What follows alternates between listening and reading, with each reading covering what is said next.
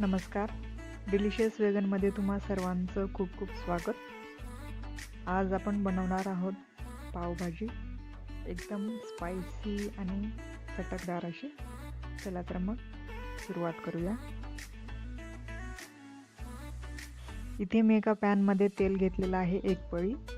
त्यानंतर मी 4 बटाटे घेतले होते शिजवून, ते बारीक केलेले मी तेलामध्ये टाकत आहे. तेलामध्ये टाकल्यानंतर आपण ह्याला तेलामध्ये थोडंसं परतवून घेणार आहोत. त्यानंतर आपण यामध्ये टाकणार आहोत 1 टोमॅटो बारीक कापून घेतलेला. आता ह्याला आपण चमच्याने चांगल्या प्रकारे परतवून घेऊया. अशा प्रकारे हलवून घेतल्यानंतर आपण यामध्ये थोडंसं पाणी टाकून देणार आहोत. पाणी टाकल्यानंतर पुन्हा एकदा चमच्याने चांगल्या प्रकारे परतवून घेऊया. परतवून झालेलं आहे. आता यावरती आपण झाकण ठेवून देऊया चांगल्या प्रकारे वाफण्यासाठी. हे पहा, तुम्ही पाहू शकता बटाटा आणि टोमॅटो वाफत आहेत. वाफल्यानंतर झाकण उघडून घेऊया, पाहूया. हे पहा, तुम्ही पाहू शकता अगदी मऊ असे टोमॅटो आणि बटाटे झालेले आहेत. चमच्याने ह्याला एक वेळेस परतवून घ्या. यानंतर आपण यात टाकणार आहोत 1 ते 1.5 चमचा लाल तिखट आणि थोडीशी हळद. त्यानंतर यामध्ये टाकणार आहोत आपण थोडंसं मीठ. आता चमच्याने पुन्हा एकदा ह्याला चांगल्या प्रकारे परतवून घेणार आहोत. त्यानंतर या मिश्रणाला आपण थोडा वेळ पुन्हा वाफून घेणार आहोत. पाहूया झाकण उघडून. मिश्रण चांगल्या प्रकारे वाफलं गेलेलं आहे. त्यानंतर आता मी त्याच पॅनमध्ये थोडंसं बटर टाकणार आहे. बटर वितळल्यानंतर आपण त्यामध्ये टाकणार आहोत 1 बारीक कापलेला कांदा. तो चमच्याने बटरमध्ये चांगल्या प्रकारे परतवून घेऊया.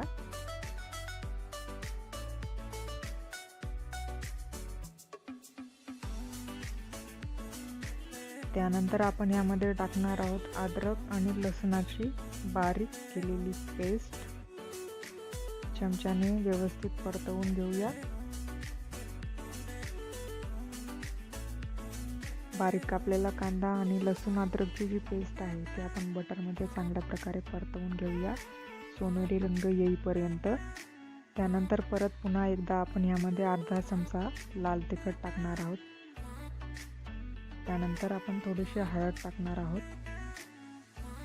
त्यानंतर 1 चमचा धना पावडर.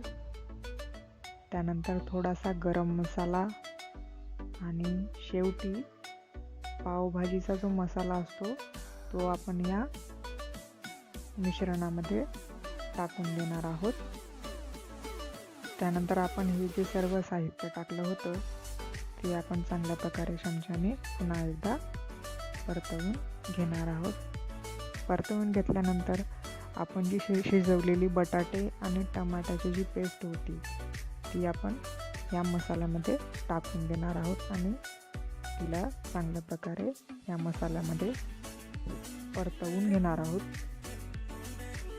अशा प्रकारे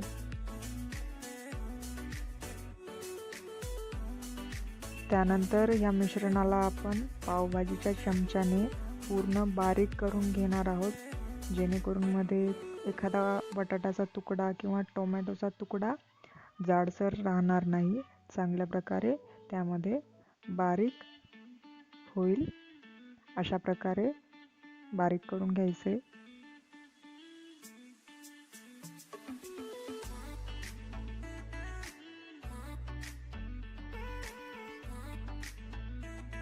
बारीक केलेल्या मिश्रणामध्ये परत एकदा आपण पाणी घालून त्याला चांगल्या प्रकारे परतवून घेणार आहोत.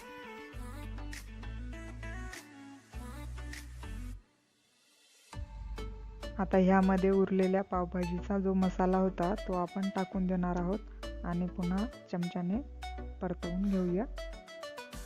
त्यानंतर बारीक कापलेली कोथिंबीर टाकून पुन्हा एक वेळेस परतवून घेऊया. त्यानंतर ह्यामध्ये 1 चमचा मीठ टाकूया.